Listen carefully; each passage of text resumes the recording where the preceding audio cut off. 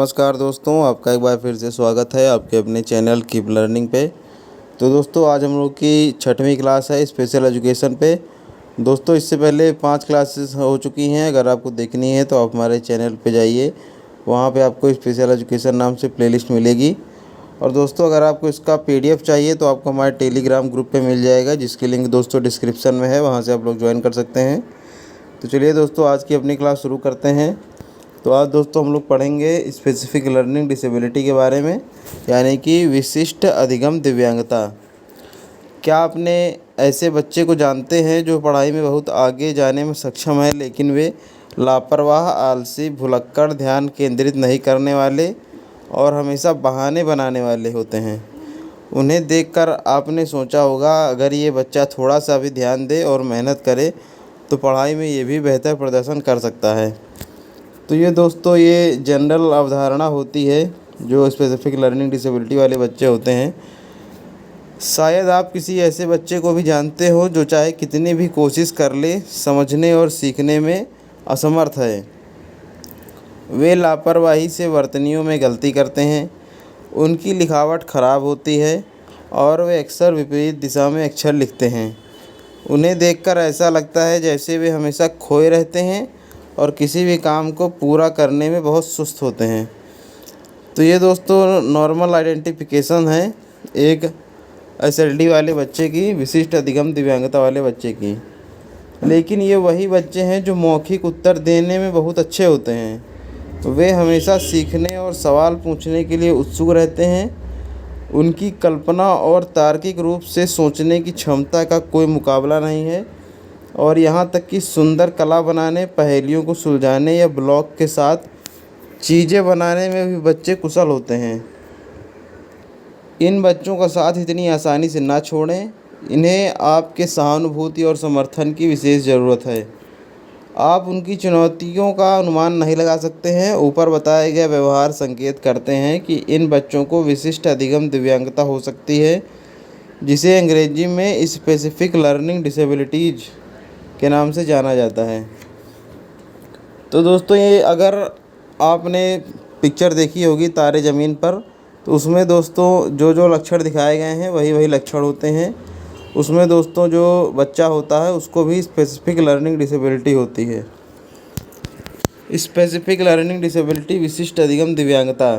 विशिष्ट अधिगम दिव्यांगता वाले बच्चे सामान्य या सामान्य बच्चे से अधिक बुद्धि लब्धि वाले होते हैं, लेकिन मौखिक या लिखित भाषा को समझने में उन्हें संघर्ष करना पड़ता है।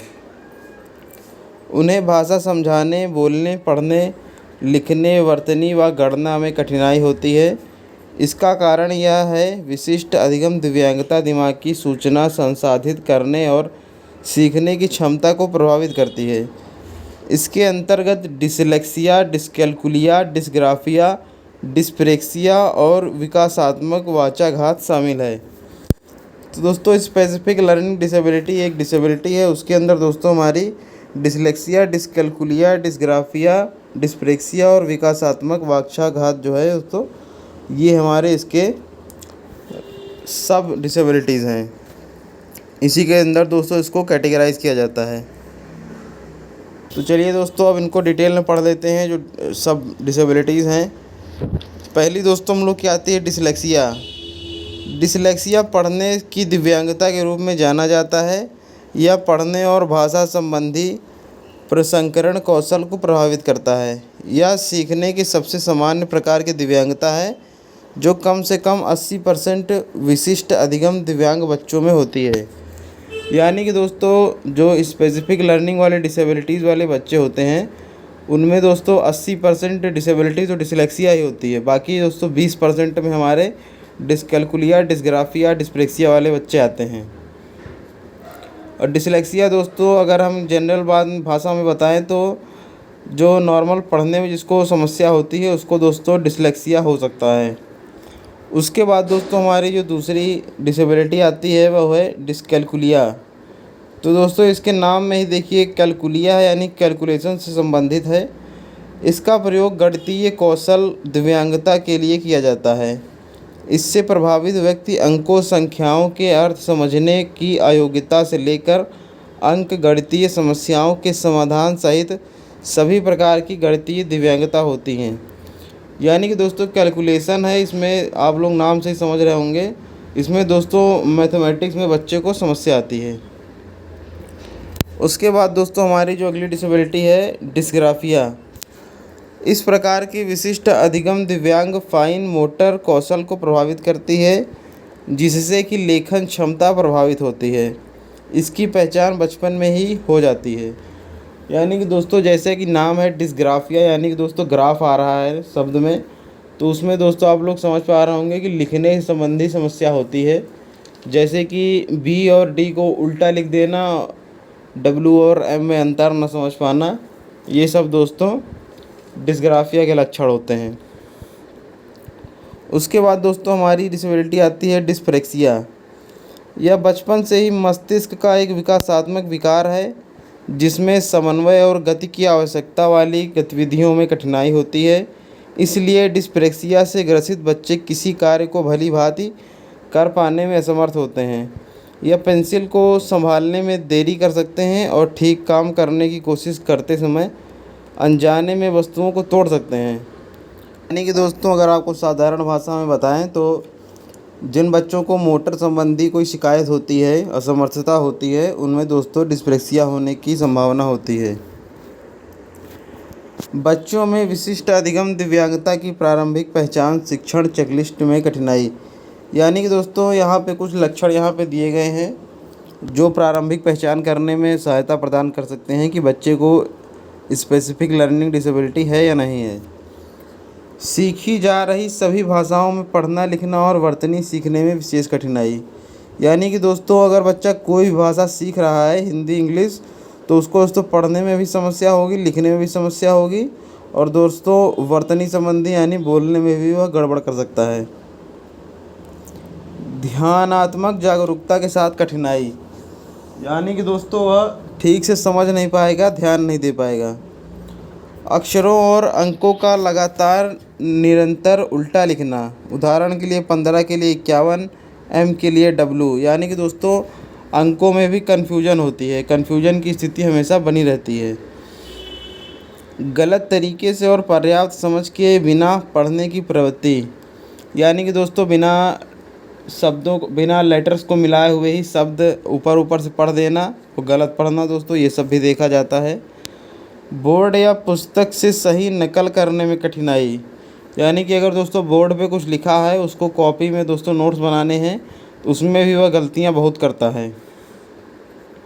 लिखित कार्य में पूर्ण रूप से कुशल ना होना, परंतु मौखिक रूप से बेहतर व्यक्त करना। यानी कि दोस्तों लिखने में ज़्यादा समस्या होती है। जैसे आंसर लिख रहा है तो उसमें वह ज़्यादा गलती करेगा, लेकिन अगर वही आंसर उससे मौखिक रूप से सुना जाए तो वह बेहतर प्रदर्शन कर सकता है। गणितीय कार्यों में कठिनाई, जोड़ घटाव गुणा और भाग। यानी कि दोस्तों जो मैथमेटिकल कैलकुलेशंस होती हैं उनमें भी कठिनाई होती है। उनमें मौखिक और लिखित प्रदर्शन में अंतर। तो दोस्तों एक एसएलडी वाले बच्चे में मौखिक जो प्रदर्शन है और जो लिखित प्रदर्शन है उसमें काफ़ी अंतर आता है। दैनिक संघर्ष। अब दोस्तों हम लोग पढ़ेंगे कि जो एसएलडी वाले बच्चे हैं उनको दैनिक जीवन में किन संघर्षों का सामना करना पड़ता है। जानकारी को क्रम में याद रखने में कठिनाई। यानी कि जानकारी दोस्तों क्रम है, उसको क्रम से याद तो कर लेते लेकिन उसे क्रम से नहीं याद कर पाते हैं। उदाहरण के लिए कहानी का क्रम, समय सारणी, विज्ञान प्रक्रिया, सप्ताह के दिनांक और दिवस। तो दोस्तों इसमें सबसे कॉमन जो एग्जांपल है वह सप्ताह के दिन, यानी संडे मंडे भी याद नहीं कर पाएगा। जनवरी फरवरी मार्च अप्रैल भी दोस्तों वह लाइन से नहीं याद कर पाएगा, उल्टा सीधा सुनाता है वह। लिखने में कठिनाई या लिखित कार्यों को पूरा करने में औसत से अधिक समय लेना। तो दोस्तों कठिनाई का मतलब ही यही होता है कि वह औरों से अधिक समय ले रहा है, और अधिक का मतलब दोस्तों दोगुना या तिगुना समय लेता है, उसे दोस्तों हम लोग लिखित कार्यों में कठिनाई कहते हैं। दाएं से बाएं बताने में कठिनाई। यानी कि दोस्तों कॉपी में दाएं से लिखा है या बाएं से लिखा है, ये भी उसको पहचानने में समस्या आती है। जूते के फीते बांधने, बेल्ट लगाने या शर्ट के बटन लगाने में भी कठिनाई होती है। तो दोस्तों जो दैनिक जीवन के कार्य होते हैं उनमें भी आप लोग देख पा रहे होंगे कि जूते का फीता बांधना हो, बेल्ट लगाना हो, शर्ट का बटन बांधना हो, जूते पॉलिश करने हो, नेल्स काटने हो, तो इनमें भी दोस्तों उसको काफ़ी समस्या आती है। एकाग्रता में कमी, खासकर अगर उनके आसपास हलचल और शोर हो। यानी कि दोस्तों बच्चे कंसंट्रेशन नहीं कर पाते हैं, कंसंट्रेट नहीं कर पाते हैं किसी चीज़ पे। अगर आसपास कोई भी छोटी मोटी चीज़ भी हो रही है तो भी उनका कंसंट्रेशन बिगड़ जाता है। गृह कार्य पूरा करने या किसी परीक्षा के लिए अध्ययन करने को याद रखने में कठिनाई। यानी कि दोस्तों अगर कोई पेपर है तो उसके लिए दोस्तों सब्जेक्ट में उनको याद करने में भी समस्या आती है, पढ़ने में भी समस्या आती है। भावनात्मक संघर्ष। दोस्तों ये हम लोगों ने दैनिक जीवन में उसके संघर्ष पढ़े थे। अब हम लोग दोस्तों भावनात्मक संघर्ष पढ़ेंगे कि जो एसएलडी वाला बच्चा है उसको क्या क्या संघर्ष करना पड़ता है भावनात्मक स्तर पे। आत्मसम्मान की भावना में कमी या कम आत्मविश्वास। यानी कि दोस्तों बच्चे का जो कॉन्फिडेंस है, जो सेल्फ रिस्पेक्ट है, वो कहीं ना कहीं दोस्तों गिर जाती है उसकी डिसेबिलिटी की वजह से। कड़ी मेहनत करने के बावजूद लगातार असफलता के कारण हताशा का भाव।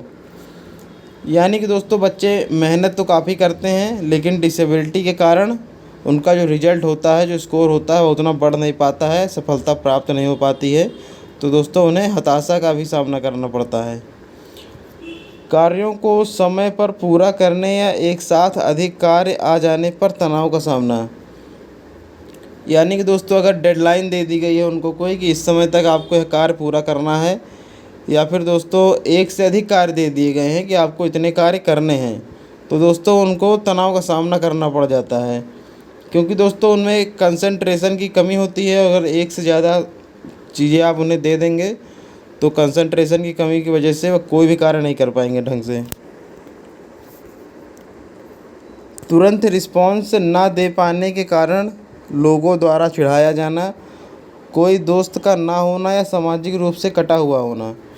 यानी कि दोस्तों अगर आप स्पेसिफिक लर्निंग डिसेबिलिटी वाले बच्चे से कोई प्रश्न पूछेंगे तो वह तुरंत रिस्पॉन्स नहीं देगा, वह थोड़ा सोचेगा, वह थोड़ा अधिक समय लेता है रिस्पॉन्स करने में, जिसके कारण दोस्तों उसके जो सहपाठी होते हैं, जो पीयर्स होते हैं, चिढ़ाते हैं। कोई दोस्त नहीं होता है और दोस्तों सामाजिक रूप से कटा हुआ हो जाता है बच्चा, यानी कि समाज की मुख्य धारा से अलग हो जाता है। अक्सर सिरदर्द होने की शिकायत, लगातार थकान या अत्यधिक नींद आना। तो दोस्तों सर दर्द, लगातार थकान और अत्यधिक नींद भी दोस्तों जो है स्पेसिफिक लर्निंग वाले डिसेबिलिटी वाले बच्चे को सामना करना पड़ता है। याद रहे उचित चेकलिस्ट केवल इस बात की ओर संकेत करता है कि ऐसे बच्चों में लक्षण युक्त विशिष्ट अधिगम दिव्यांगता की संभावना हो सकती है और बच्चे को चिकित्सक जांच की आवश्यकता है। यानी कि दोस्तों ये सब जो पॉइंट्स थे इनसे हम लोग पता कर सकते हैं कि बच्चे में स्पेसिफिक लर्निंग डिसेबिलिटी है या नहीं है। लेकिन दोस्तों ज़रूरी नहीं है कि अगर ये पॉइंट्स दिख रहे हैं तो बच्चे को एसएलडी है। उपचारात्मक पहल। यानी कि दोस्तों जो एसएलडी वाले बच्चे हैं उनके उपचार के लिए हम लोग पहल क्या कर सकते हैं, तो वो अब हम लोग देखेंगे। विशिष्ट अधिगम दिव्यांग छात्र को जिन चुनौतियों का सामना करना पड़ता है उनके लिए कुछ विशेष सुविधाएं ऐसी हैं जो संघर्षों को कम करने में मदद करती हैं। जैसे कि कमज़ोर दृष्टि वाले बच्चे के लिए चश्मा करता है। यानी कि दोस्तों जैसे कि ये किसी बच्चे की आंखें कमज़ोर हैं, उसको चश्मा लगा दिया जाए तो उसको सहायता प्रदान होती है। उसी प्रकार दोस्तों कुछ सुविधाएं हैं जो एसएलडी वाले बच्चों को भी मदद प्रदान करती हैं। विशिष्ट अधिगम दिव्यांग छात्रों को निम्नलिखित सुधारात्मक सहयोग की आवश्यकता होती है जो उनके सीखने के अंतराल को कम करने और परिणामों को सुधार लाने में मदद करता है। यानी कि दोस्तों ये जो सुविधाएं हैं इनसे दोस्तों एसएलडी वाले बच्चों को हम लोग सुधार कर सकते हैं। बहुसंवेदी हस्तक्षेपण। यानी कि दोस्तों मल्टी सेंसरी इंटरवेंशंस। बहुसंवेदी हस्तक्षेप शिक्षण का एक तरीका है जो एक समय में एक से अधिक इंद्रियों को शामिल करता है। यह व्यक्ति के सीखने की शैली पर निर्भर करता है जो उन इंद्रियों के संचालित होता है जिसमें व्यक्ति सीखने के लिए शामिल होना पसंद करता है, जैसे श्रव्य, श्रवण, दृश्य, गंध, स्वाद, स्पर्श। प्रत्येक व्यक्ति एक से अधिक शैलियों में सीखता है। यानी जैसे कि दोस्तों आप लोगों ने देखा होगा कुछ बच्चे होते हैं जिनको देख के कोई चीज़ अधिक समझ में आती है। कोई बच्चे होते हैं जिन्हें हम लोग दोस्तों अगर हम गा के उसे सुना दें तो उन्हें अधिक अच्छे से समझ में आएगी। कुछ बच्चे होते हैं जिन्हें हम लोग मूर्त रूप से दोस्तों वस्तु प्रस्तुत कर दें तो उन्हें अधिक अच्छे समझ में आएगी।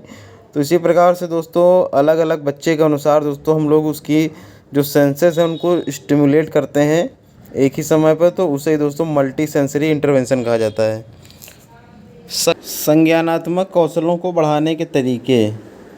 लंबे पाठों के बीच बच्चों को हिलते डुलते की अनुमति देना उन्हें ऊर्जा प्रदान करने के स्वरूप में काम करता है।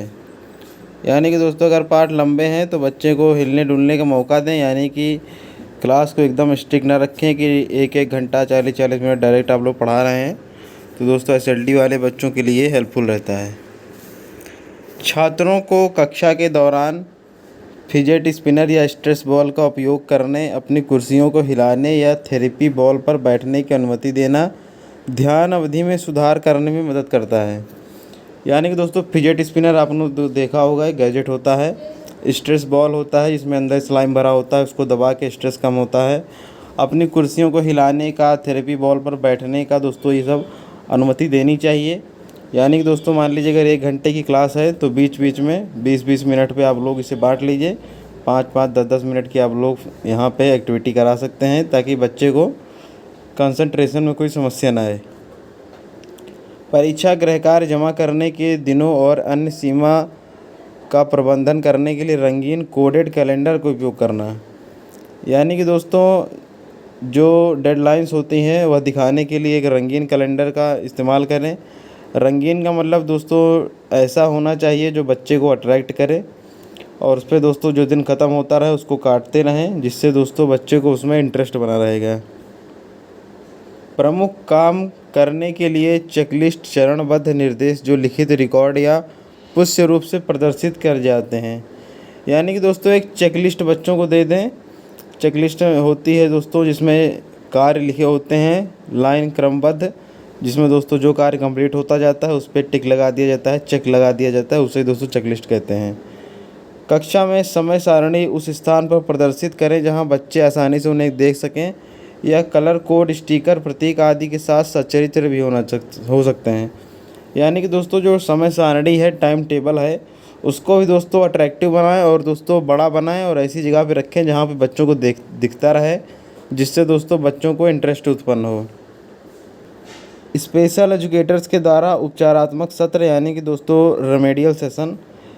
स्पेशल एजुकेटर आमतौर पर बच्चों के साथ व्यक्तिगत या छोटे समूह ग्रुप में उपचारात्मक गतिविधियां करते हैं। यानी कि दोस्तों जो स्पेशल एजुकेटर्स होते हैं वह डिसेबल्ड बच्चों के साथ छोटे छोटे ग्रुप बांट लेते हैं, 3-3 बच्चों का, 4-4 बच्चों का। उनके साथ दोस्तों जो इंडिविजुअल नीड्स हैं उनको पूरा करने के लिए दोस्तों जो रेमेडियल गतिविधियां होती हैं वह दोस्तों करते हैं। कक्षा निर्देश से अलग विशिष्ट अधिगम दिव्यांग छात्रों के द्वारा होने वाली भाषा संघर्षों का सामना करने और उन्हें सही करने में मदद करने के लिए प्रशिक्षित विशेष शिक्षक से उपचारात्मक निर्देश लें। ध्यान रखिए यह छात्र की प्राथमिक भाषा में हो। यानी कि दोस्तों एक जो एसएलडी वाला बच्चा है उसमें दोस्तों क्या समस्या आ रही है, उसको दोस्तों जो स्टैंडर्ड जो रेगुलेशन होते हैं, स्टैंडर्ड जो हम लोगों के इंस्ट्रक्शंस होते हैं उनके अलावा भी अलग से इंस्ट्रक्शंस बनाए जाएं और बच्चे की जो समस्या आ रही है उसको कैटर करने के लिए बनाए जाएं। उचित उपचारात्मक योजना सीखने को मजबूत करने के लिए बहुसंवेदी दृष्टिकोण का उपयोग करना चाहिए। यह फोनेम्त और वर्णमाला सिद्धांत विनिमयों का अक्षरों संबंध जैसे बुनियादी बातों से शुरू होकर बढ़ता है और फिर जटिल शब्द और पाठ संरचनाओं में चला जाता है।